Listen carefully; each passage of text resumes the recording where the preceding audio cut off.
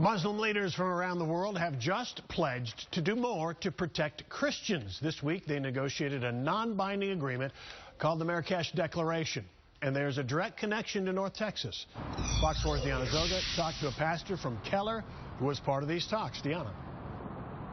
Yeah, and he made that trip from Keller to Morocco for 3 days of negotiations where Muslim leaders talk with other faith groups about what they can do to protect minorities, religious minorities, in Muslim-majority countries, and that includes Christians. Now, this particular North Texas pastor has spoken out against Islamophobia in the U.S., and he says he's met Muslims who are prepared to do the same for Christians in their own countries.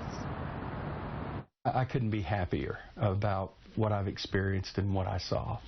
Over the course of 3 days in Marrakesh, Morocco, Pastor Bob Roberts tweeted his experience as Muslim leaders hammered out a declaration calling for the protection of religious minorities in Muslim countries. This was the ministers of religion for the Muslim-majority nations. It was the grand muftis. It was the top scholars. It's a written condemnation of persecution and a pledge for religious liberty.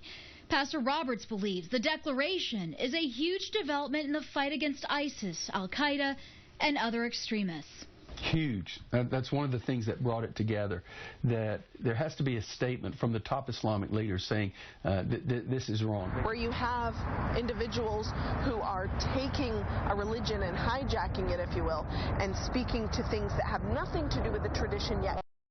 That needs to be drowned out with efforts like this.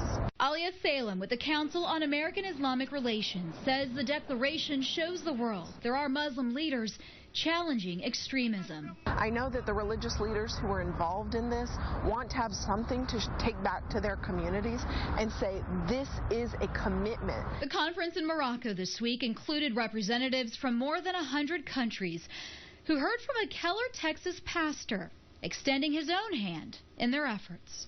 We disagree.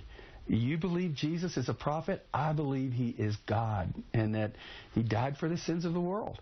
But even though we may not agree theologically, I still have a responsibility to support your religious freedom and to be in a relationship with you, to be your friend, because God tells us to love him and to love our neighbor.